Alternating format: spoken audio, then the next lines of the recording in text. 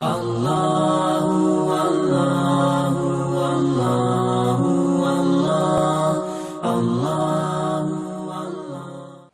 للہ وکفا وسلام علی عبادہ الذین اصطفى اما بعد اعوذ باللہ من الشیطان الرجیم بسم اللہ الرحمن الرحیم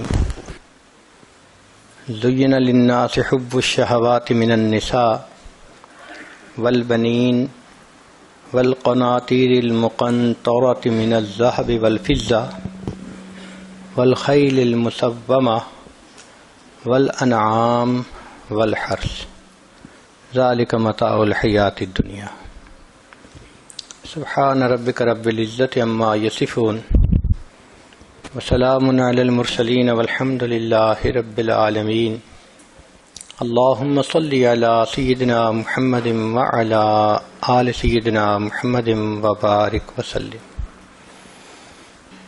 آج کے دور میں انسان تین مغالطوں میں پڑ گیا ہے۔ پہلا مغالطہ اللہ رب العزت کی معرفت کو حاصل کرنے میں مشغول ہونے کی بجائے مادے کی معرفت حاصل کرنے میں مشغول ہو گیا ہے۔ چنانچہ مادی ریسرچ کے اوپر اتنی محنت ہو رہی ہے کہ اس کا 10واں حصہ بھی اللہ کی معرفت کو پانے کے لیے محنت نہیں ہو رہی۔ حق تو یہ تھا کہ ہم اللہ کی معرفت پانے کے لیے زندگی گزارتے ہیں، تو اللہ تعالیٰ کی بجائے مادے کی معرفت کو حاصل کرنے میں زندگیاں گزر رہی ہیں۔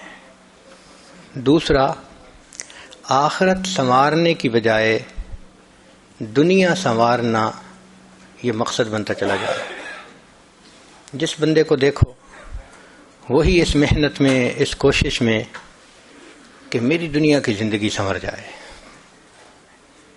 اور تیسرا، اپنے من کو سنوارنے کی بجائے انسان اپنے تن کو سنوارنے میں لگا ہوا ہے۔ حق تو یہ تھا کہ ہم اپنے من کو سنوارتے ہیں، مگر ادھر سے غفلت ہے اور تن کو سنوارنے کے پیچھے پڑے ہوئے ہیں۔ ذرا دیکھو، عورت کے 24 گھنٹوں میں سے کتنا وقت اپنے ظاہر کو سنوارنے میں گزرتا ہے۔ چہرے کی خوبصورتی، اپنے کپڑوں کی خوبصورتی، باقی چیزوں کی خوبصورتی، لگتا ہے 24 گھنٹے اسی سوچ اور فکر میں اس کا وقت گزر جاتا ہے۔ اس لیے اس دنیا کو دھوکے کا گھر کہا گیا کہ یہاں لکھے پڑھوں کو دھوکا لگتا ہے۔ یہ نہیں کہ بے وقوف انسان دھوکے میں پڑتا ہے، نہ، بلکہ اکثر و بیشتر لکھے پڑھے زیادہ لوگ دھوکے میں پڑتے ہیں۔ یہ دنیا ایک پل کی مانند ہے۔ کوئی بھی عقل مند انسان پل پہ اپنا گھر نہیں بناتا، اور ہم اس پل پر اپنی جنت سجانے میں لگے ہوئے ہیں۔ ہر بندہ اس نے ایک سوچ بنا لی ہے، ایسا گھر ہو، اتنی خوبصورت بیوی ہو، ایسے بچے ہوں، میری فیکٹری ایسی ہو، میرا بزنس ایسا ہو، میری گاڑی ایسی ہو۔ ایک خواب ہر بندہ دیکھ لیتا ہے، پھر اس جنت کو سجانے میں وہ 24 گھنٹے لگا رہتا ہے، اپنے ڈریم کو پورا کرنے میں، کہ ڈریم شوڈ کم ٹرو، اس کے پیچھے لگا ہوا ہے۔ چنانچہ جتنی نعمتیں بڑھتی جا رہی ہیں اتنا ہی انسان لذتوں کا خوگر بنتا جا رہا ہے۔ وہ ضروریات کو اپنا مقصد بناتا جا رہا ہے۔ کھانا پینا ضرورت زندگی ہے، مقصد زندگی نہیں ہے۔ مقصد زندگی اللہ کی بندگی، مقصد حیات اللہ کی یاد ہے۔ مقصد تو ہمیں یاد نہیں ہوتا اور ضرورت کو ہم اپنے اوپر مسلط کر لیتے ہیں۔ اللہ کی شان دیکھیں کہ جتنا اللہ کی نعمتیں آج ہیں اس سے پہلے شاید کبھی نہیں تھی۔ پہلے لوگ سفر کرتے تھے کتنی مشکلات میں، آج سفر کرتے ہیں ایئر کنڈیشن بسوں میں، ٹرینوں میں، ہوائی جہازوں میں، مہینوں کے سفر گھنٹوں میں طے ہو جاتے ہیں۔ جتنی گھروں میں سہولتیں آج ہیں اس سے پہلے کبھی نہیں تھی، لیکن جتنی کھانے پینے کی چیزیں آج ہیں اس سے پہلے تھیں نہیں. اور اللہ کی شان دیکھیں کہ جتنے اللہ تعالیٰ کے شکوے آج ہیں اس سے پہلے کبھی تھے ہی نہیں. جتنا نعمتیں زیادہ ملتی جا رہی ہیں ہمارے شکوے بڑھتے جا رہے ہیں. اس کی وجہ یہ ہم اپنی خواہش کو پورا کرنے میں لگے ہوئے ہیں. شریعت نے کہا کہ ضرورت کو پورا کر سکتے ہو، ضرورت کی ایک حد ہوتی ہے. خواہش کو دنیا میں پورا مت کرو، خواہش کی کوئی انتہا نہیں ہوتی. خواہش کو پوری کرنے کی جگہ جنت ہے. جب وہاں جاؤ گے وَلَكُمْ فِيهَا مَا تَشْتَهِي أَنفُسُكُمْ وَلَكُمْ فِيهَا مَا تَدَّعُونَ، جو تمہارا جی چاہے گا، جو تمہارے دل میں خواہش پیدا ہوگی، ہم تمہاری ہر خواہش کو پورا کر دکھائیں گے.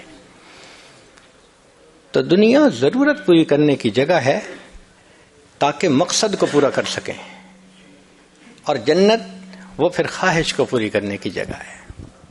اللہ رب العزت نے بھی کیا مہمان خانہ بنایا کہ جہاں ہر آنے والے مہمان کی ہر خواہش کو پورا کر دیا جائے گا.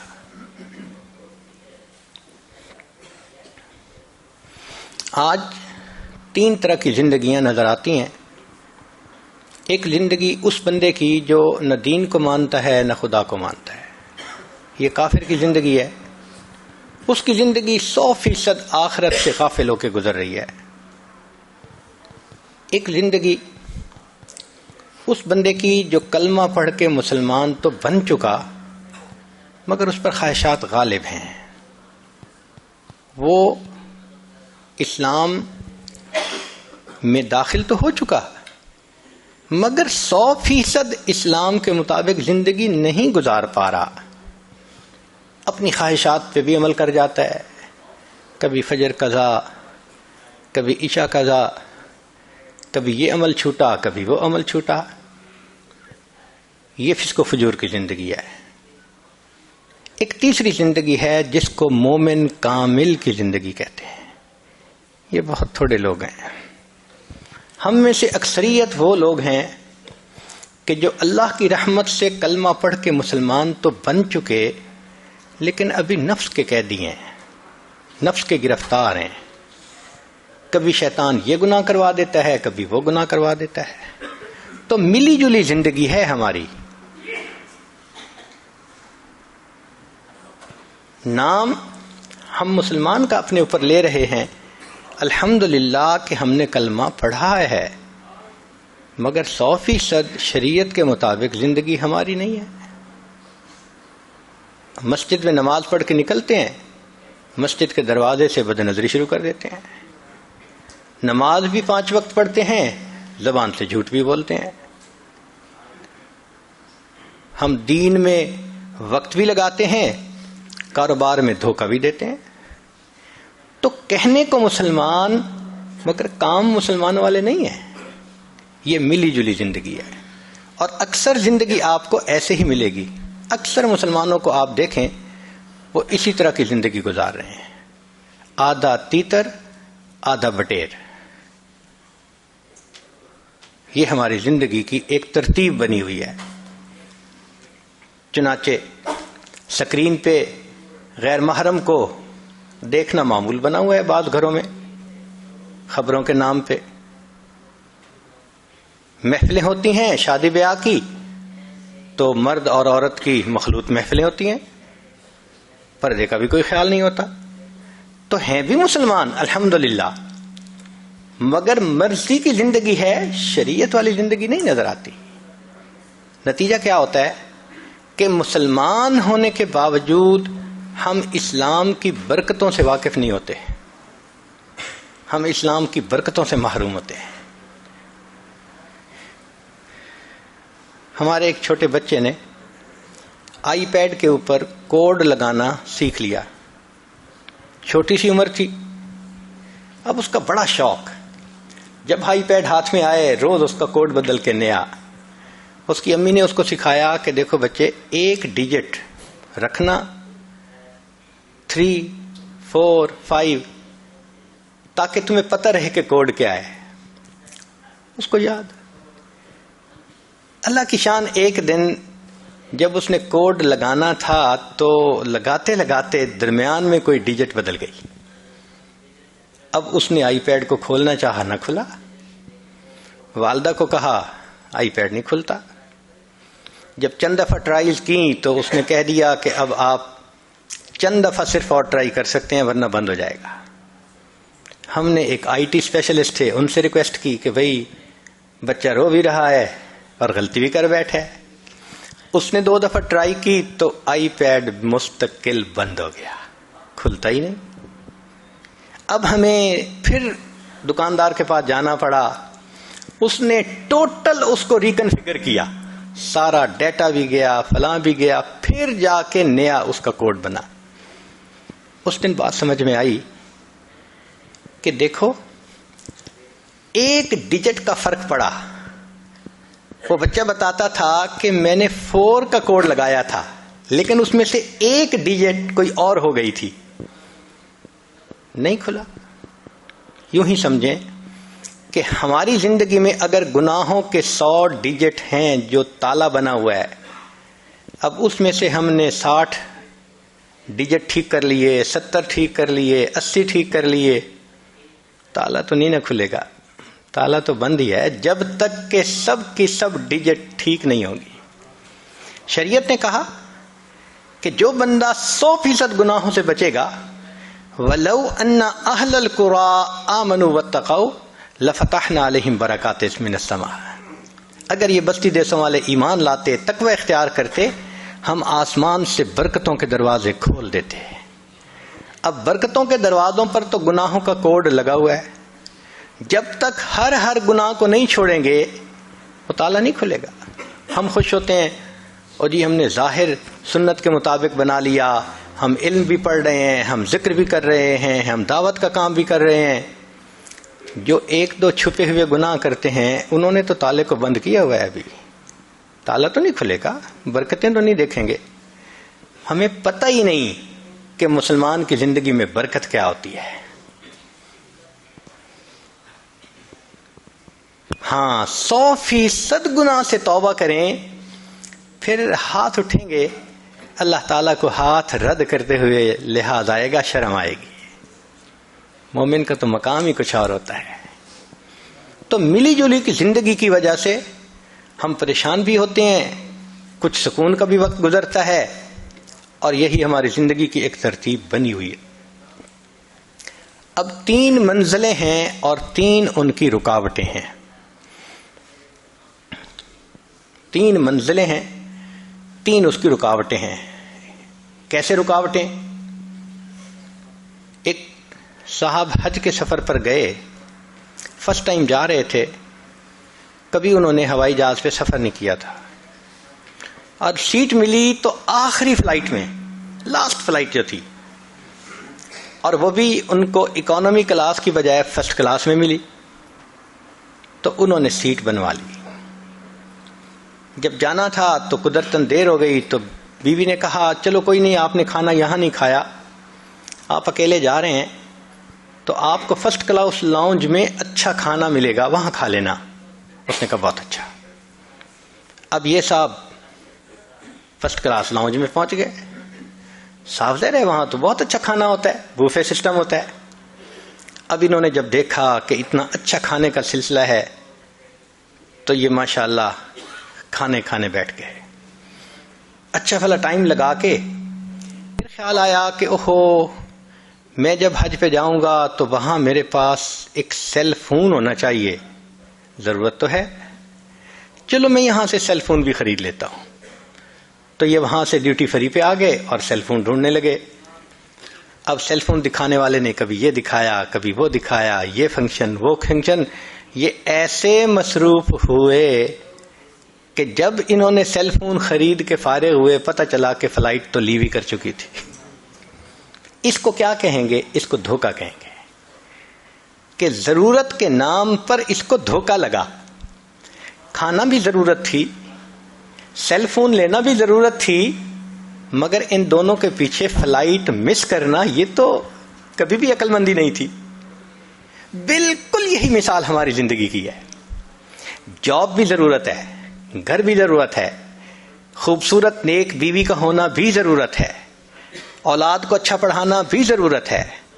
جو آپ کہیں گے وہ ضرورت ہے, مگر ضرورت کا یہ مقصد تو نہیں کہ اس میں لگ کے انسان آخرت کو ہی بھول جائے, انسان کو پتہ ہی نہ ہو اور موت کا فرشتہ آخری فلائٹ کو لے کے آ جائے, چلو بھائی اب بورڈنگ کا وقت آ گیا.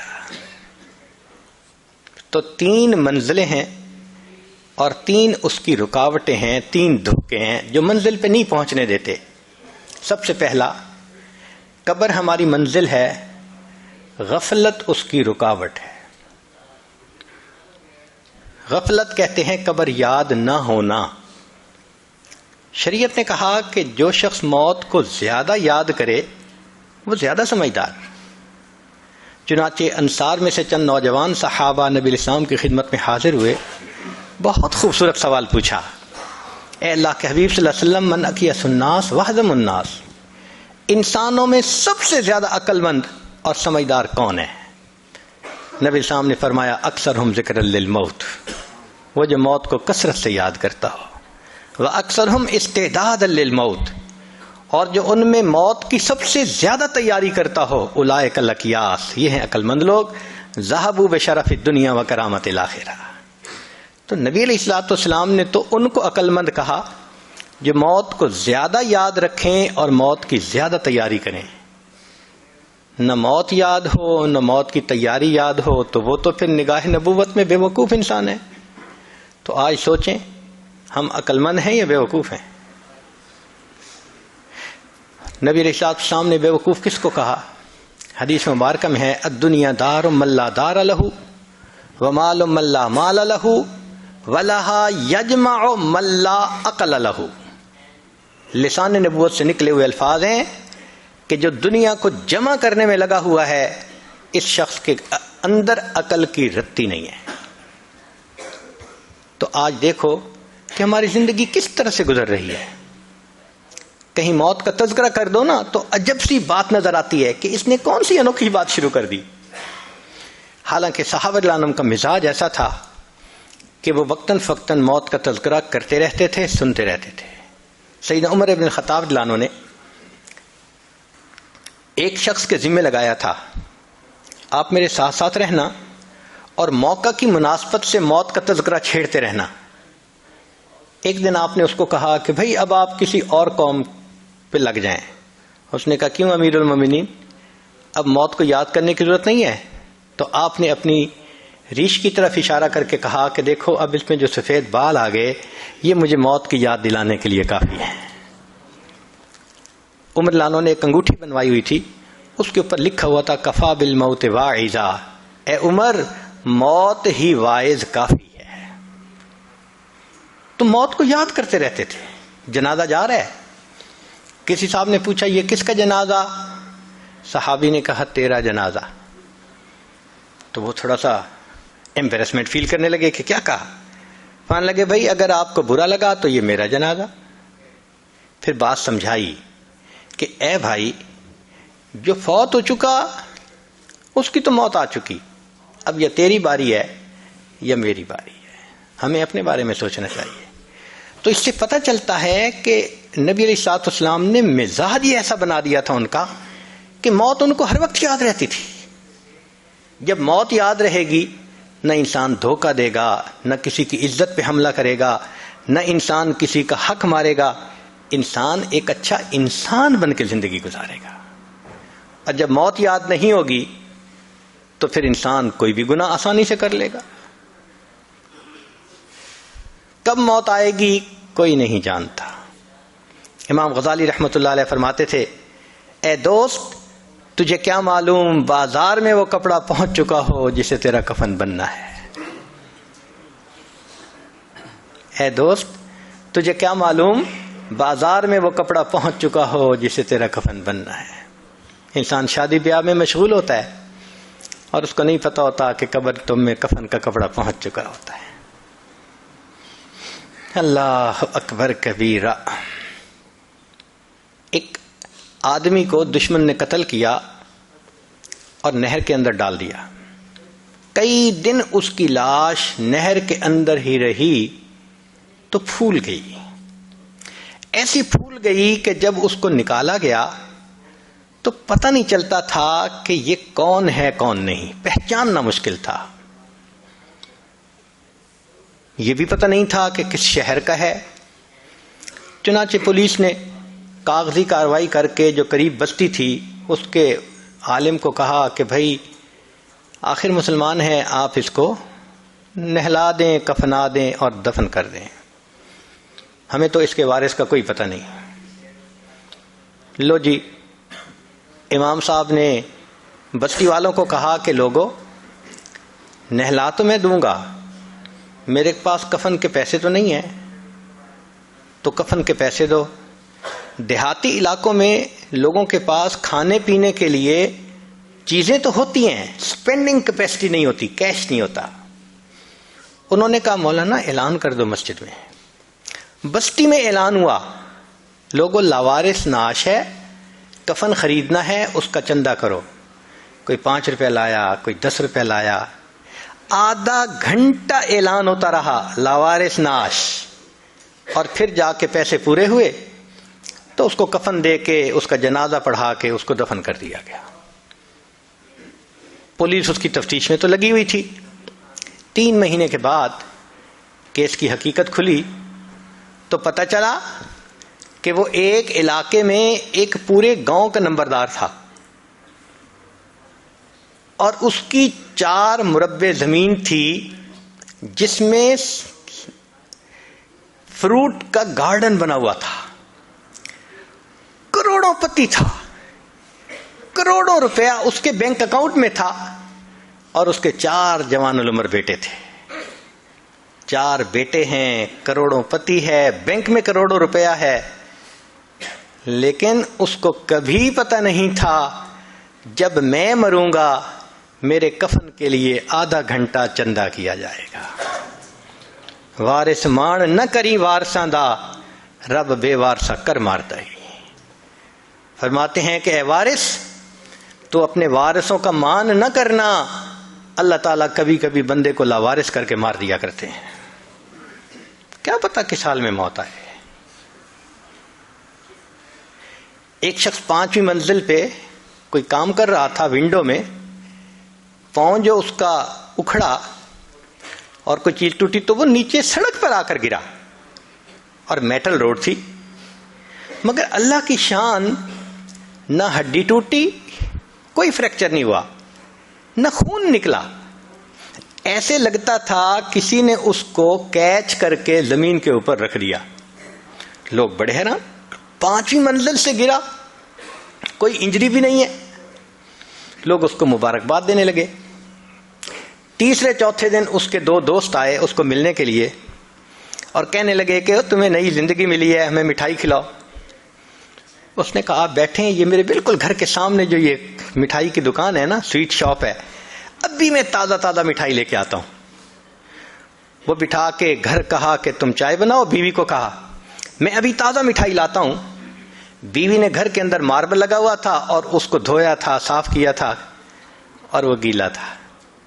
خاوند اپنے گھر میں ماربل کے فرش پر چلتا ہوا آ رہا ہے، پاؤں جو پھسلا، سر کے بل گرا، اس کو موت آ گئی۔ 5ویں منزل سے گرا، ایک قطرہ خون کا نہیں نکلا، فرش سے پھسلا، موت کا وقت آ چکا تھا۔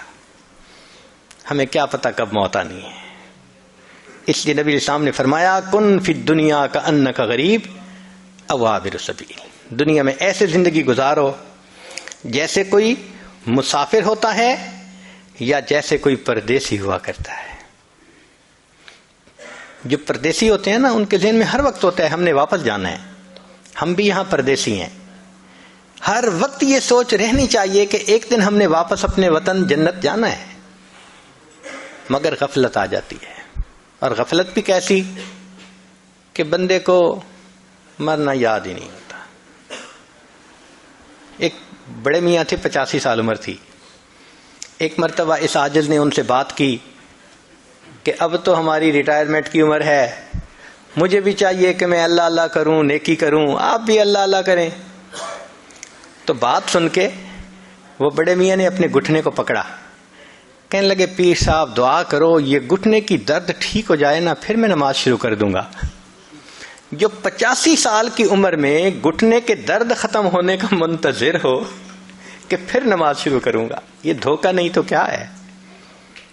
عرفات کے میدان میں وقوف کا وقت ہے، لوگ دعائیں مانگتے ہیں، کئی تو لمبی مانگتے ہیں اور کئی ہم جیسے کم ہمت تھوڑی سی دعا مانگ کے تھک جاتے ہیں۔ تو ہم نے دیکھا ایک بڑے میاں دو نوجوانوں کے ساتھ ہنسی مذاق کی باتیں کر رہے تھے، تو حیرت ہوئی، اللہ وقوف کا وقت ہے اور اس وقت میں بڑے میاں ہنسی مذاق کی باتیں، تو میرا دل چاہا کہ میں ان کو تھوڑا یاد دہانی کرواؤں، اور جب سنا تو ماشاءاللہ وہ نوجوانوں سے شادی کی باتیں کر رہے تھے، ٹاپک بھی یہ اور وقوف عرفات کا وقت۔ تو میں نے پوچھا بڑے میاں کیا حال ہے؟ کہنے لگے جو گزر جائے واہ واہ ہے، جو گزر جائے واہ واہ ہے، حالانکہ جو گزر رہی تھی وہ تو آہ آہ تھی۔ تو پوچھا آپ کی عمر کتنی ہوگی؟ کہتے ہیں ویسے تو 72 سال عمر ہو گئی لیکن دل میرا 27 سے اوپر نہیں گیا۔ میدان عرفات میں وقوف عرفہ کے وقت اگر 72 سال کی عمر کا بندہ یہ جواب دے کہ عمر تو میری 72 سال ہو گئی، دل 27 سے اوپر نہیں گیا، یہ دھوکہ نہیں تو پھر کیا ہے؟ تو قبر ہماری منزل ہے مگر غفلت اس کا دھوکہ ہے، اس کی رکاوٹ ہے۔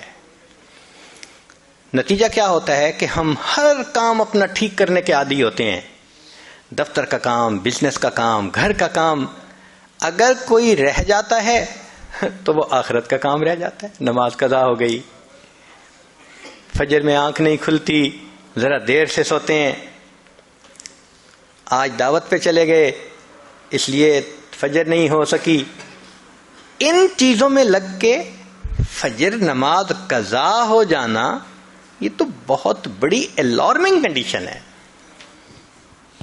تو 3 منزلوں کی 3 رکاوٹیں، پہلی منزل قبر اور غفلت اس کی رکاوٹ ہے۔ دوسرا آخرت ہماری منزل ہے، دنیا اس کی رکاوٹ ہے۔ وہ کیسے؟ کہ دنیا کی ضرورتیں اتنی اہم بن جاتی ہیں کہ ہم ان کو پریورٹی دینا شروع کر دیتے ہیں اور آخرت بیک پہ چلی جاتی ہے۔ نتیجہ کیا نکلتا ہے کہ یہ دنیا ہمارے لیے دھوکہ بن جاتی ہے۔ نبی اسلام نے فرمایا الدنیا سحارتن، دنیا جادوگرنی ہے۔ جادوگر کا جادو ہو جاتا ہے نا تو بندے کو سمجھ نہیں لگتی کیا ہو رہا ہے، ایسے دنیا کا بھی جادو ہو جاتا ہے، بندہ دنیا سمیٹنے میں لگا ہوتا ہے، نہ اسے آخرت کی فکر نہ آخرت کی پرواہ، بس مولانا کیا ہے مجھے تو مرنے کی بھی فرصت نہیں۔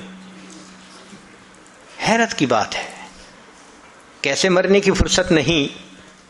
جب موت آئے گی تو پھر کیا آپ اس کو نہ کر سکیں گے؟ کہتے ہیں ایک شخص نے بڑا عالیشان محل بنوایا، پھر اس نے دوستوں کی دعوت رکھی اور پھر اس نے ایک تخت بنوایا کہ دعوت کے بعد یہاں بیٹھیں گے اور میں ایکسپلین کروں گا لوگوں کو اس کا ڈیزائن کیسے تھا، اس کا آرکیٹیکٹ نے کیسے کام کیا، میں نے ماربل کہاں سے لیا، فرنیچر کہاں سے لیا، شینڈلیئر کہاں سے لیا، میں ان کو ڈیٹیلز بتاؤں گا۔ جب محفل عروج پر تھی اور وہ اپنی بلڈنگ کے بارے میں سب کچھ بتا رہا تھا، دروازے پہ دستک ہوئی۔ حضرت شیخ الحدیث رحمۃ اللہ فرماتے ہیں کہ اس کا نوکر گیا دیکھنے کے لیے تو ایک بڑے میاں کھڑے تھے، تو نوکر نے غصہ کیا، بڑے میاں آپ کو دروازہ کھٹکھٹانا نہیں آتا؟ اس نے کہا جاؤ اپنے مالک کو جا کر کہو کہ ملک الموت آئے ہیں۔ تو وہ حیران ہو گیا، آیا اور آ کے اس نے مالک کے قریب آ کے کان میں کہا ایک بڑے میاں باہر کھڑے ہیں اور کہتے ہیں کہ جا کے بتاؤ ملک الموت آئے ہیں۔ تو نام سن کے وہ حیران ہوا، کہتے یار اس کو کوئی بہانہ بناؤ، بھیج دو اس کو. جب کہا نا کہ بہانہ بنا کے بھیج دو تو دیکھا کہ وہ بوڑھا سامنے کھڑا تھا. کہنے لگا کہ جب میں آتا ہوں میں لوگوں کو بھگتاتا ہوں، مجھے کوئی نہیں بھگتا سکتا. یہ کہا اور اس کی روح کو قبض کر لی. تو یہ دھوکہ ہے نا کہ انسان اتنا دنیا میں منہمک ہو جائے کہ آخرت یاد نہ رہے، چاہے وہ بزنس ہو، چاہے وہ نوکری ہو یا کوئی اور چیز ہو. اچھا، آج ہم اپنی زندگی کا جائزہ لیتے ہیں کہ ہم آج کیسے زندگی گزار رہے ہیں. ہے تو یہ بڑی پرسنل سی بات، لیکن ہم ذرا دیکھتے ہیں کہ آج عمومی طور پہ ہماری زندگی کا سکیجول کیا ہے. ہر بندے نے کوئی نہ کوئی روزانہ کا ٹارگٹ رکھا ہوتا ہے. مثلا بزنس مین جاتا ہے نا تو کہہ دیتا ہے بھائی آج کا سیل ٹارگٹ اتنا ہے، آج کے دن میں ہم نے اتنی سیل کرنی ہے. فیکٹری والا جاتا ہے اور جا کے اپنے جنرل مینیجر کو بتا دیتا ہے آج کی پروڈکشن کا ٹارگٹ اتنا ہے. تو ٹارگٹ ہوتا ہے جس کو وہ اچیو کرتے ہیں پھر تینوں شفٹوں میں ہمت کر کے. جو نوکری پیشہ ہوتا ہے وہ جاتا ہے اور اس کا ٹارگٹ ہوتا ہے کہ آج میں نے اپنے ٹیبل پہ جتنی ڈاک ہے نا سب ختم کر دینی ہے، سب بیک لاگ نکال دینا ہے. یہ ٹارگٹ ہوتا ہے اس کا دن کا. عورت کے گھر ٹارگٹ ہوتا ہے آج میں نے نا گھر کی اچھی سیٹنگ کر دینی ہے، صاف کر دینا ہے. چنانچہ اس کا بھی روزانہ کا ایک ٹارگٹ ہوتا ہے. ہم دن کے 8 گھنٹے 10 گھنٹے دکان میں، بزنس میں، نوکری میں لگا کے پھر گھروں کو واپس آتے ہیں. تو دن کا میجر پارٹ جو شروع کا ہے وہ تو گزر چکا ہوتا ہے. اب ایوننگ شروع ہو گئی. ایوننگ میں دیکھیے پھر ہمارا کیا معاملہ. جو ذرا عمر کے بڑے ہیں وہ خبروں کے نام پہ ٹی وی دیکھیں گے کہ جی ذرا میں نیوز دیکھ رہا ہوں. نوجوان ہیں انٹرنیٹ پہ بیٹھ جائیں گے. انٹر انٹو دی نیٹ، وہ گھر جائیں گے کسی جال میں. عورتیں ہیں فرصت ہوئی تو وہ فون کر رہی ہیں اپنی فرینڈ کو، اپنی بہن کو، اپنے فلاں کو، اور بتا رہی ہیں کہ آج کیا ہوا، خامن نے کیا کہا، بچے نے کیا کیا. اس کے اوپر مصروف. جو چھوٹے چھوٹے بچے ہیں وہ کھیلوں میں مصروف ہو جائیں گے، چاہے وہ فزیکل کھیلیں ورنہ تو آئی پیڈ ہی لے کے بیٹھ جائیں گے. ہم نے بعض بچوں کو دیکھا 4 سے 5 گھنٹے آئی پیڈ پہ بیٹھے رہتے ہیں. یوں ہماری ایوننگ کا ٹائم گزر جاتا ہے. اب رات آتی ہے تو رات کو بعض ملکوں میں تو میاں بیوی کھانا کھا کے سو جاتے ہیں، اور بعض جگہوں پہ دوستوں کی دعوت ہوتی ہے. ڈائن آؤٹ کرنے کا شوق ہوتا ہے. آج ادھر کھانا کھائیں گے، کل ادھر کھانا کھائیں گے. کبھی خود کھانا کھانے جا رہے ہیں رشتہ داروں کے گھر، کبھی رشتہ دار ان کے گھر کھانا کھا رہے ہیں. نتیجہ کیا ہوتا ہے؟ آدھی رات گزر جاتی ہے. اب آدھی رات گزر گئی تو تھک ہار کے سوئے، فجر میں آنکھ ہی نہیں کھلتی. پھر اٹھے اور پھر ناشتہ کیا اور بھاگم بھاگ پھر وہی روٹین. پوچھنے کا سوال یہ ہے کہ پروڈکشن ٹارگٹ بھی تھا، سیل ٹارگٹ بھی تھا، ڈاک نکالنے کا بھی ٹارگٹ تھا، عورت نے گھر کو صاف رکھنا یہ بھی ٹارگٹ تھا. ان 24 گھنٹوں میں کوئی ہمارا عبادت کا بھی ٹارگٹ تھا؟ ہم نے یہ عہد کیا تھا آج ہم ایک پارہ بھی پڑھیں گے، اتنا درشی پڑھیں گے، اتنا استغفار کریں گے، اتنا مراقبہ کریں گے، اتنی تہجد پڑھیں گے، لمبی دعا مانگیں گے. ٹارگٹ ہی نہیں بنا ہوا تھا. اب بتائیں کہ جس زندگی میں عبادت کا کوئی ٹارگٹ ہی نہیں تو وہ غفلت نہیں تو پھر اور کیا ہے؟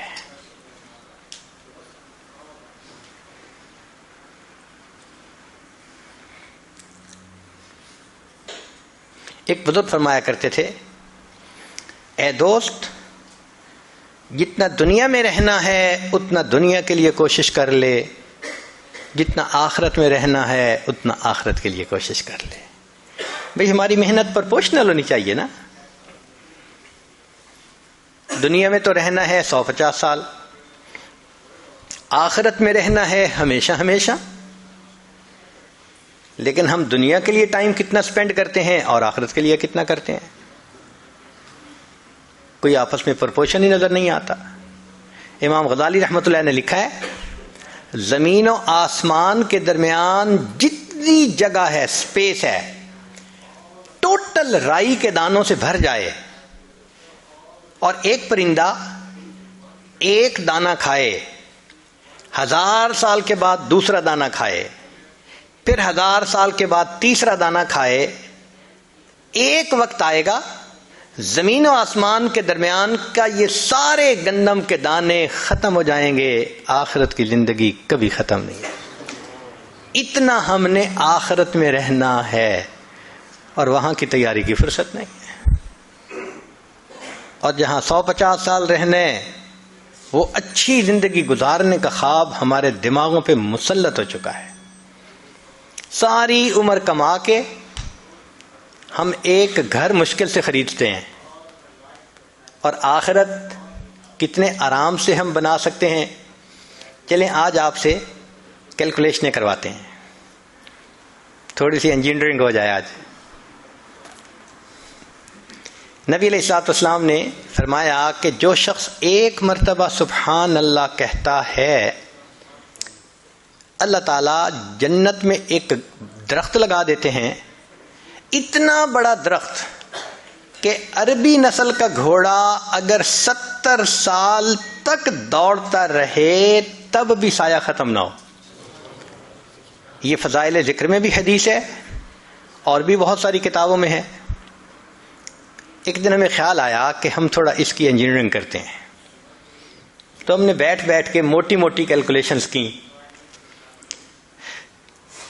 چیتا جو ہوتا ہے نا، چیتا یہ 90 کلومیٹر کی سپیڈ پہ بھاگتا ہے.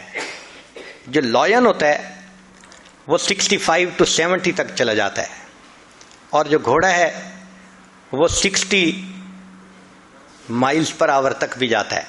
ہم اس کو 50 لگا لیتے ہیں تاکہ کیلکولیشنیں آسان ہو جائیں.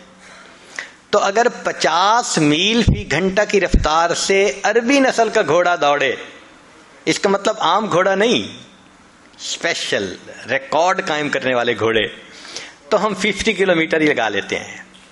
تو 50 میل کی رفتار سے دوڑے تو 24 گھنٹے میں وہ 1200 میل کا فاصلہ طے کر سکتا ہے. 50 ضرب 24، سمپل سی کیلکولیشن ہے کہ 1200 میل ایک دن میں اس نے کر لیا، اور ایک مہینے میں 12 تیے 36,000 مائلز اس نے کر لیے. اب ایک مہینے میں اگر 36,000 میل کیے تو سنیے، ہماری زمین کا جو گھیر ہے، سرکمفرنس ہے، وہ 24,000 کلومیٹر ہے، مائل ہے، اور زمین 1000 میل فی گھنٹہ کی رفتار سے گھوم رہی ہے. اس لیے 24 گھنٹے میں ہمارا دن رات کا سائیکل مکمل ہو جاتا ہے.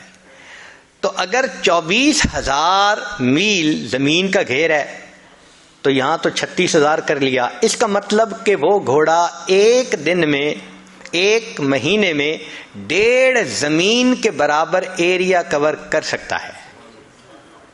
اچھا 1.5 زمین ایک مہینے میں، تو ایک سال میں 18 زمینیں. ایک سال میں 18 زمینیں تو 70 سال میں 18 ضرب 70 تو تقریباً 1260 زمینیں بنی. 1260 زمینوں کے بقدر ایریا وہ ایک گھوڑا طے کرے گا 70 سالوں میں. 1260 زمینیں. اچھا مزے کی بات سنیں کہ اگر ایک دفعہ سبحان اللہ حرم میں کہے تو شریعت کہتی ہے کہ 1,00,000 کا ثواب. تو 1260 ضرب 1,00,000، 126 ملین زمینیں. ایک مرتبہ سبحان اللہ کہنے پر اللہ آخرت میں اتنی بڑی جنت دیتے ہیں کہ وہ 126 ملین زمینوں کے برابر ہے. سوچئے ہم اپنا کتنا بڑا نقصان کر رہے ہیں. نبی علیہ السلام نے فرمایا ہر انسان کی، جو مسلمان کی جو زمین آخرت میں ہے وہ پلین زمین ہے، اس کی جتنی عبادت ہوگی اتنا اس کو اللہ تعالیٰ بنائیں گے اور سجائیں گے. چنانچہ ایک حدیث پاک میں آتا ہے ایک بندے کا گھر بن رہا ہوتا ہے سونے چاندی کی اینٹوں سے اور مشک کے اس کے سیمنٹ لگ رہا ہوتا ہے, فرشتے کام بند کر دیتے ہیں. دوسرے فرشتے پوچھتے ہیں آپ نے کام کیوں بند کیا؟ وہ کہتے ہیں بندے نے عبادت کرنی چھوڑ دی, ہمارے پاس را میٹیریل ختم ہو گیا, ہم نے بھی کام بند کر دیا ہے. دوبارہ پھر بندہ عبادت شروع کرتا ہے, پھر مکان بننے لگ جاتا ہے. اب اگر ہماری عبادت پر وہ را میٹیریل پہنچنا ہے, ہم کتنا را میٹیریل بھیجتے ہیں؟ جس کا گھر بن رہا ہوتا ہے تو وہ تو را میٹیریل کی کمی نہیں ہونے دیتا, ہمیں یاد ہی نہیں ہوتا. اللہ اکبر کبیرہ, ساری عمر کما کے تو 3 کمروں کا گھر نہیں خرید سکتے, یہ تو دنیا کی زندگی ہے. اور یہاں چند بار سبحان اللہ پڑھو, اللہ تعالیٰ ملین زمینوں کے برابر جنت کا ٹکڑا عطا فرما دیتے ہیں. تو آخرت منزل ہے اور دنیا کی مصروفیتیں اس کی رکاوٹ ہیں.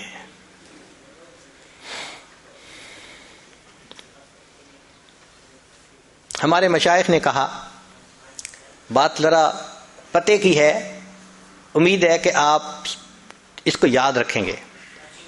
فرمایا دنیا کام کی جگہ, دنیا کام کی جگہ, قبر آرام کی جگہ اور جنت انعام ملنے کی جگہ.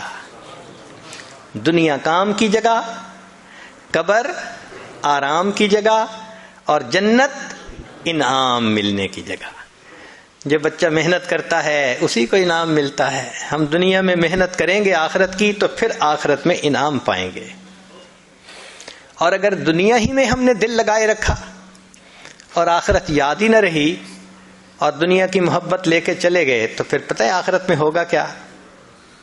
مشائخ نے لکھا ہے اللہ تعالیٰ قیامت کے دن دنیا کو ایک بوڑھی عورت کی شکل میں کھڑا کریں گے, بہت کبھی صورت ہوگی, اور پھر فرمائیں گے کہ جب سے میں نے تمہیں پیدا کیا میں نے تمہیں کبھی رحمت کی نظر سے نہیں دیکھا, ایک مرتبہ بھی نہیں دیکھا, میں اب بھی تمہاری طرف نہیں دیکھنا چاہتا, اس کو لے جاؤ جہنم میں. جب اس بڑھیا کو گھسیٹ کے جہنم میں لے جانے لگیں گے فرشتے تو وہ بڑھیا اس وقت کہے گی اللہ ایک میری فریاد ہے. پوچھا جائے گا کیا؟ اللہ آپ کے محبوب صلی اللہ علیہ وسلم نے کہا تھا المرء مع من احبا, بندہ اسی کے ساتھ ہوگا جس سے اس کو محبت ہوگی. اے اللہ میرے بھی تو چاہنے والے دنیا میں بہت تھے. اللہ اعلان کروا دیں گے تھے جو دنیا سے محبت کرنے والے تھے سب اس کے ساتھ ملا کر جہنم میں ڈال دیا جائے.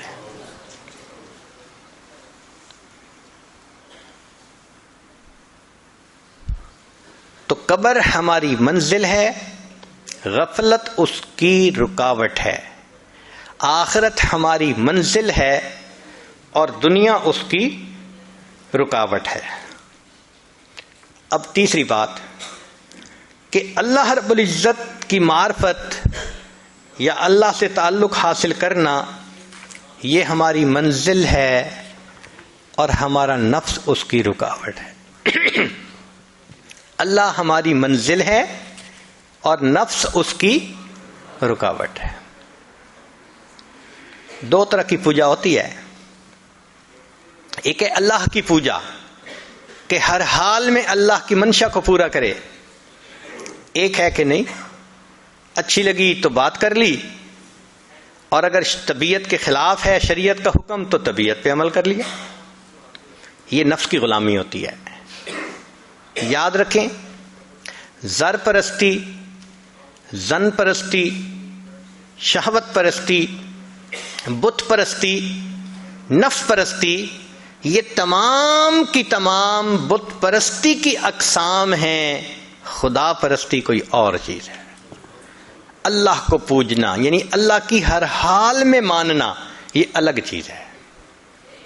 ایک بات ذہن میں رکھیے, اس دنیا میں اللہ رب العزت کے بعد جتنی نفس کی پوجا کی گئی اتنی پوجا کسی اور بت کی نہیں کی گئی. انسان نے سب سے زیادہ اپنے نفس کو پوجا ہے اللہ کے بعد. قرآن مجید میں فرمایا افرأیت من اتخذ الہہ ہوا، کیا دیکھا آپ نے اسے جس نے اپنی خواہشات کو اپنا معبود بنا لیا؟ تو قرآن پاک سے ثابت ہو رہا ہے کہ انسان اپنے خواہشات کی پوجا شروع کر دیتا ہے، وہ خدا کا پجاری نہیں رہتا، وہ نفس کا پجاری ہوتا ہے۔ ہمیں فیصلہ کرنا ہے کہ ہم کس کے پجاری ہیں۔ اگر ہم بد نظری کرتے ہیں، ہم حکم خدا کو چھوڑ کر نفس کی مانتے ہیں۔ اگر انٹرنیٹ پہ بیٹھ کے غیر عورتوں کو دیکھتے ہیں، ہم اللہ کی نہیں مانتے، ہم نفس کی مانتے ہیں۔ اگر ہم موقع آنے پہ جھوٹ بول دیتے ہیں، خدا کی نہیں مانتے، نفس کی مانتے ہیں۔ اگر ہم اپنے مسلمان بھائی کو دھوکہ دے دیتے ہیں، ہم خدا کی نہیں مان رہے، ہم نفس کی مانتے ہیں۔ تو ہمارا معبود پھر خدا نہ رہا، ہمارا معبود تو نفس بن گیا۔ گو زبان سے ہم کہیں کہ اللہ ہمارا معبود ہے، مگر اللہ کے دفتروں میں تو ہم نفس کے پجاری ہیں۔ دیکھنا تو یہ ہے کہ اللہ کے دفتر میں کیا لکھا گیا۔ چنانچہ باجید بستامی رحمۃ اللہ فرماتے ہیں کہ میں نے خواب میں اللہ تعالیٰ کا دیدار کیا، تو میں نے کہا اے اللہ، میں آپ تک آنا چاہتا ہوں۔ فرمایا دع نفسک وتعال، اچھا اپنے نفس کو چھوڑ دو، تم میرے تک پہنچ جاؤ گے۔ تو باجید بستامی رحمۃ اللہ کہا کرتے تھے جنت 2 قدم ہے، جنت 2 قدم ہے۔ اپنی محفل میں فرماتے تھے جنت 2 قدم ہے۔ کسی نے کہا حضرت کیا مانا جنت 2 قدم ہے؟ فرمایا دوست، پہلا قدم اپنے نفس پہ رکھ لے، تیرا دوسرا قدم جنت پہنچے گا۔ تو ہمیں اپنی نفس کی خواہشات کو توڑنا ہے جو شریعت کے خلاف ہے۔ جب تک ان خواہشات کو نہیں توڑیں گے، اس وقت تک ہم اللہ کے فرما برداروں میں شامل نہیں ہو سکیں گے۔ چنانچہ آج کے دور میں غیر محرم کا فتنہ یہ تمام فتنوں سے بڑھ گیا ہے، ٹاپ پہ ہے۔ عورت کے دل میں شیطان ڈالتا ہے کہ بن سنور کے نکلو، وہ بیچاری بے پردہ بن سنور کے نکلتی ہے اپنے حسن کی زکوٰۃ نکالنے کے لیے۔ حدیث پاک میں آتا ہے بے پردہ عورت جب گھر سے نکلتی ہے، شیطان کا ایک گروپ اس کے پیچھے لگ جاتا ہے، وہ لوگوں کو متوجہ کرتا ہے، لوگوں دیکھو اس کو۔ اب لوگ اس کو دیکھتے ہیں، تو عورت سے بے پردگی کروائی شیطان نے اور مرد سے بد نظری کروائی۔ نتیجہ کیا ہوا؟ یہ بھی گناہگار، وہ بھی گناہگار۔ اور آج کل تو نوجوان بچے اور بچیوں کو لگتا ہے کہ بس ایک ہی چیز کی تلاش ہے۔ ایک وقت تھا جب نوجوان آپس میں ایک دوسرے سے عہد کرتے تھے، اتنی تہجد پڑھا کریں گے، اتنا روزہ رکھیں گے، اتنی تلاوت کریں گے، اس میں مقابلہ ہوتا تھا۔ آج تو یا انٹرنیٹ ہے یا فیس بک ہے، اسی کے اوپر وقت گزرتا جا رہا ہے۔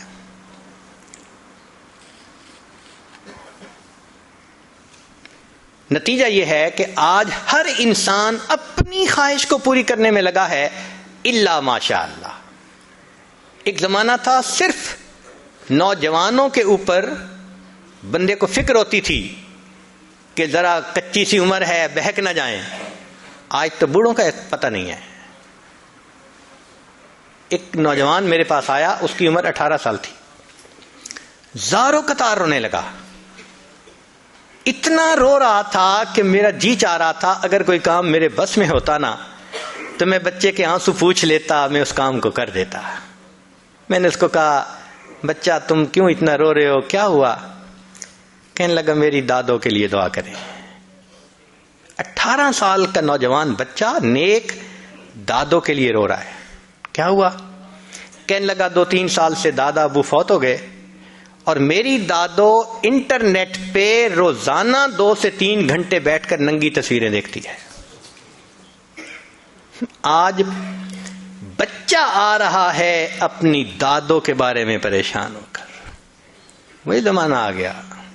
بوڑھے بھی فتنے سے محفوظ نہیں رہے۔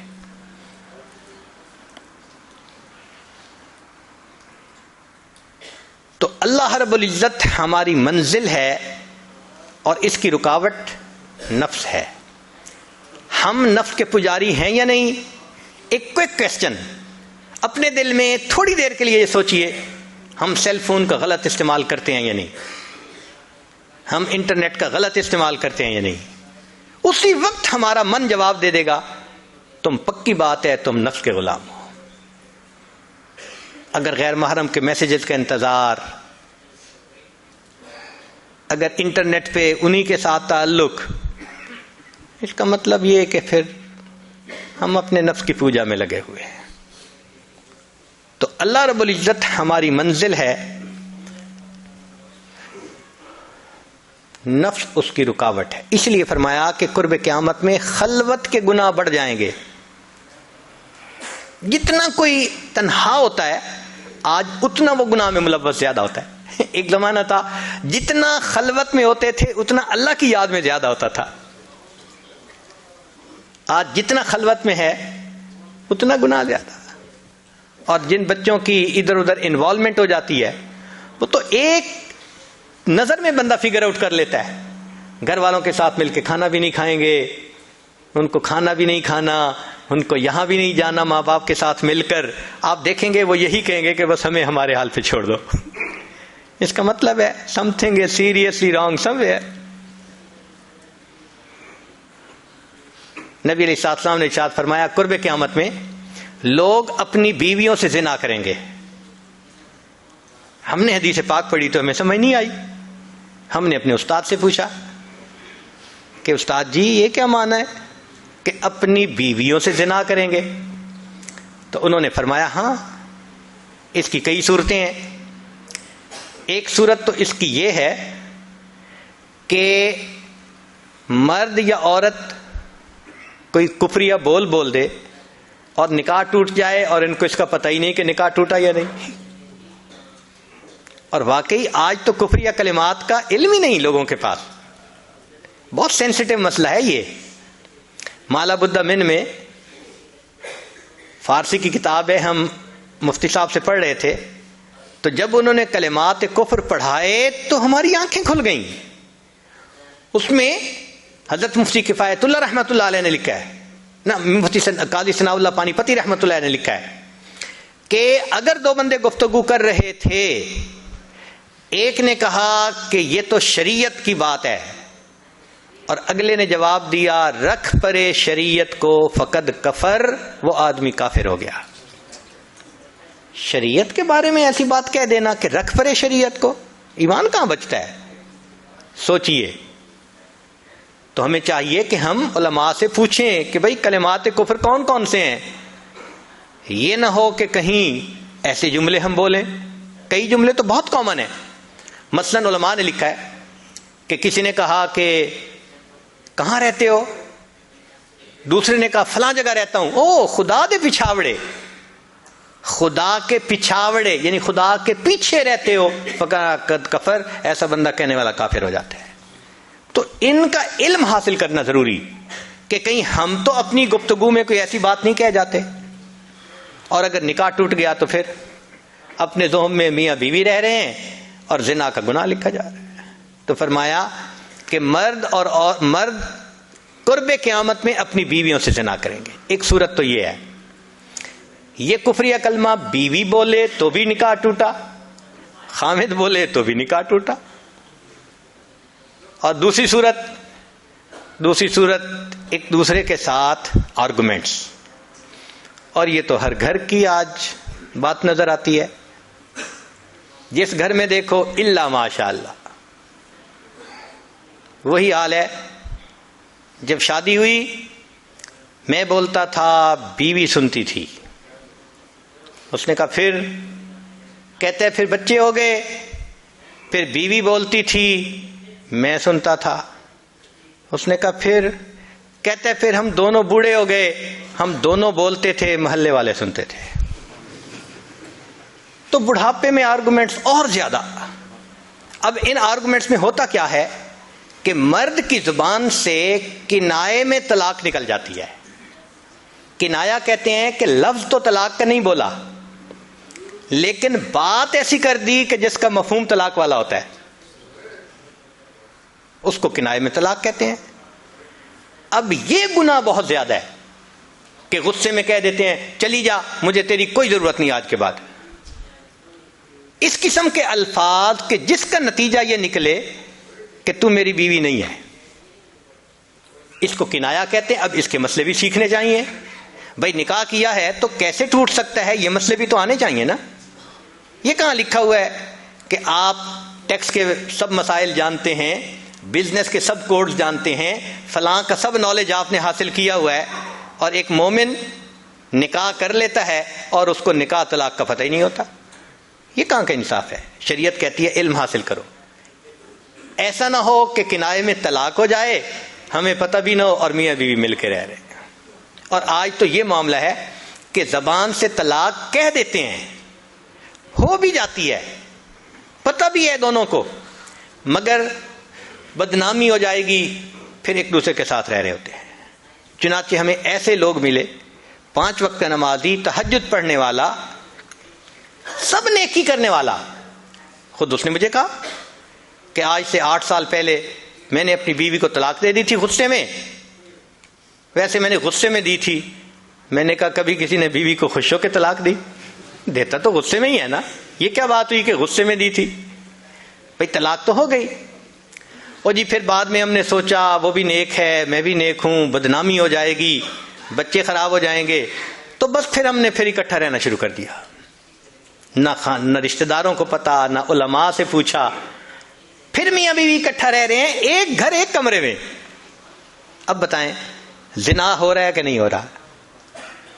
قربان جائیں اس سچے نبی صلی اللہ علیہ وسلم کی مبارک زبان پر 1400 سال پہلے وارن کر دیا تھا کہ قرب قیامت میں لوگ اپنی بیویوں سے زنا کریں گے. آج اس بات کی ضرورت ہے ہم دین کو پڑھیں، دین کو سمجھیں، دین کو سیکھیں، تاکہ اپنی زندگی شریعت کے مطابق گزار سکیں. اور یہ ایسا گناہ ہے زنا، اللہ اکبر، کہ قرآن مجید میں اس کے لیے فرمایا خالدین وَيَخْلُدُ فِيهِ مُحَانَا. خالدین فیہا کا لفظ آیا تو مفسرین نے اس پر نقطہ لکھا کہ کافر ہمیشہ ہمیشہ جہنم میں رہیں گے، مومن مسلمان خطا کار کے لیے خالدین کا لفظ.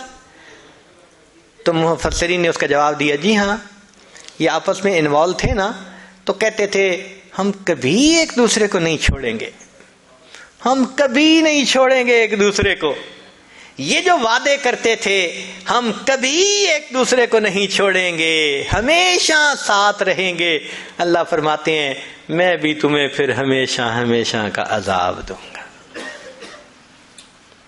ایک حدیث پاک میں ہے قیامت کے دن اللہ تعالیٰ کے سامنے بوڑھا زانی آئے گا، اللہ تعالیٰ اس کے چہرے کی طرف نہیں دیکھیں گے. ایک روایت میں ہے قیامت کے دن بے پردہ جو ننگے سر پھرنے والی عورت ہوگی وہ اللہ کے سامنے کھڑی کی جائے گی، اللہ تعالیٰ اس کی طرف نہیں دیکھیں گے. یہ وہ گناہ ہے کہ اللہ تعالیٰ کی رحمت کی نظر ہی قیامت کے دن نہیں پڑے گی. آج اس سے بچنے کی ضرورت ہے. چنانچہ بات لمبی ہو گئی، میں اس کو مکمل کرتا ہوں کہ اللہ رب العزت سے ہم دعا مانگیں کہ اللہ تعالیٰ ہمیں مقصد زندگی کو سمجھنے کی توفیق عطا فرمائے. اب ساری بات کا لب لباب ایک بزرگ کی بات بہت اچھی یاد کیجئے. فرماتے تھے کہ اے دوست تو اللہ کی اتنی عبادت کر جتنا کہ تو اس کا محتاج ہے. ہم اللہ کے کتنے محتاج ہیں؟ ہر کام میں محتاج ہیں. تو فرماتے تھے کہ تم اللہ کی اتنی عبادت کرو کہ جتنا تم اس کے محتاج ہو. اور دوسری بات کہی اتنا گناہ کرو جتنا عذاب سہنے کی تم میں طاقت ہے. ہم تو دھوپ کی گرمی برداشت نہیں کر سکتے، اللہ تیرے جہنم کی گرمی کہاں برداشت کر سکیں گے. تو آج کی مجلس میں ہم اپنے گناہوں سے توبہ کر کے ایک نئی ایمانی اسلامی قرآنی زندگی بسر کرنے کا ارادہ کریں. وآخر دعوانا ان الحمد للہ رب العالمین. یہ آج اس توبہ کے کلمات پڑھائے گا. دل میں یہ نیت کر لیجئے ہم پچھلے سب گناہوں سے توبہ کر رہے ہیں، آئندہ نیکوکاری کی زندگی گزارنے کا ارادہ کر رہے ہیں. جو احباب بیعت ہونا چاہتے ہیں وہ ساتھ بیعت کی بھی نیت کر لیں. اگر عورتیں دور آواز سن رہی ہیں تو وہ بھی ان کلمات کو پڑھ کے اس عمل میں شریک ہو سکتی ہیں۔ الحمدللہ وکفا وسلام علی عبادہ الذین اصطفیٰ، اما بعد۔ یہ کلمات سچے دل کے ساتھ پڑھیے۔ بسم اللہ الرحمن الرحیم۔ لا الہ الا اللہ محمد الرسول اللہ، آمنت باللہ وملائکتہ وکتبہ ورسلہ والیوم الآخر والقدر خیرہ وشرہ من اللہ تعالی والبعث بعد الموت، آمنت باللہ کما ہوا باسمائہ وصفاتہ وقبلت جمیع احکامہ اقرار باللسان وتصدیق بالقلب، اشہد ان لا الہ الا اللہ واشہد ان محمدا عبدہ ورسولہ، استغفر اللہ ربی من کل ذنب واتوب الیہ برحمتک یا ارحم الراحمین۔ ان کلمات کو پڑھنے سے تو وطائف ہو چکے ہیں، چند معمولات ہیں، اگر باقاعدگی سے کریں گے تو اللہ تعالیٰ دل کو منور کریں گے۔ 100 مرتبہ استغفار پڑھنا صبح و شام، 100 مرتبہ درود شریف پڑھنا، روزانہ قرآن مجید کی تلاوت کرنا، چلتے پھرتے لیٹے بیٹھے دل میں اللہ کو یاد کرنا، اور روزانہ ذکر قلبی یعنی مراقبہ کرنا۔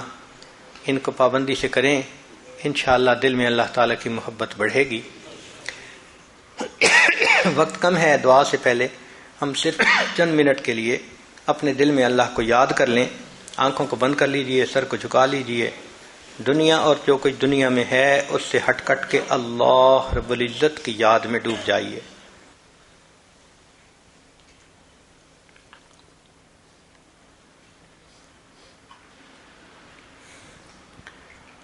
دل مغموم کو مسرور کر دے،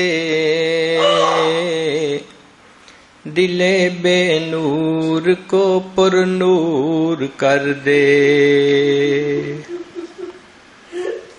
فروزاں دل میں شمع طور کر دے، یہ گوشہ نور سے معمور کر دے، ہے میری گھات میں خود نفس میرا، خدایا اس کو بے مقدور کر دے، میرا ظاہر سنور جائے الہی، میرے باطن کی ظلمت دور کر دے، مئے وحدت پلا مخمور کر دے، محبت کے نشے میں چور کر دے، میرا ظاہر سنور جائے الہی، میرے باطن کی ظلمت دور کر دے، مئے وحدت پلا مخمور کر دے، محبت کے نشے میں چور کر دے۔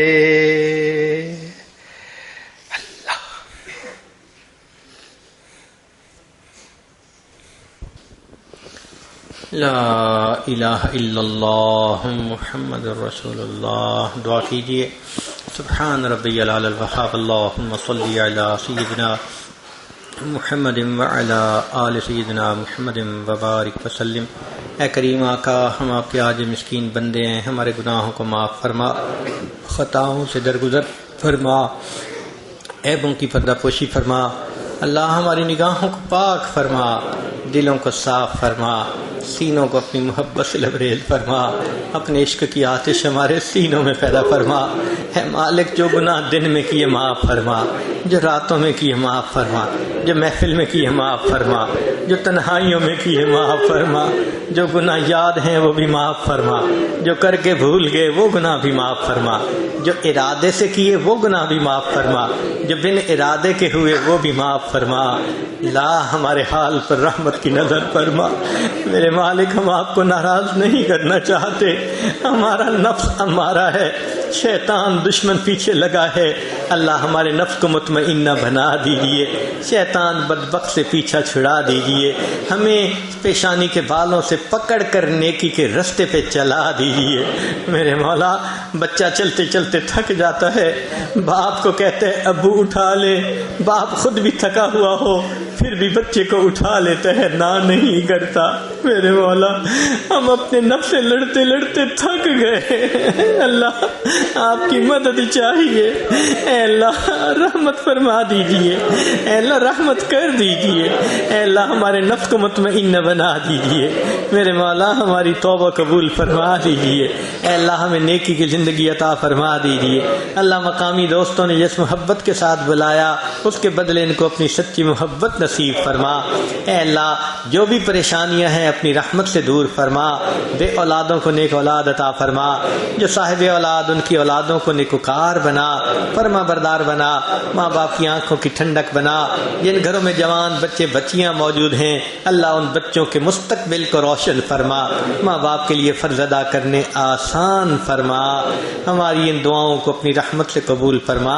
اللہ بار بار اپنے گھر کا دیدار عطا فرما، اپنے حبیب صلی اللہ علیہ وسلم کے در کی حاضری نصیب فرما۔ میرے مولا رحمتوں کا معاملہ فرما، خیر کا معاملہ فرما، اللہ ہمیں ضائع ہونے سے محفوظ فرما۔ اللہ ہم آپ کی نگاہوں سے گرنا نہیں چاہتے، کوئی کام ایسا نہیں کرنا چاہتے کہ آپ کی نظروں سے گر جائیں۔ اللہ ہماری حفاظت فرما لیجیے۔ اللہ ہمارے ہاتھ گناہ کے لیے بڑھنا چاہیں بڑھتے ہاتھوں کو واپس کر دیجیے، قدم اٹھنا چاہیں اٹھتے قدموں کو واپس لوٹا دیجیے، گناہوں کی ذلت سے ہمیں بچا لیجیے، طاعات کی عزت عطا فرما دیجیے۔ اللہ ہماری ان دعاؤں کو اپنی رحمت سے قبول فرما۔ صلی اللہ تعالی علی حبیبہ سیدنا محمد و آلہ و اصحابہ اجمعین برحمتک یا ارحم الراحمین۔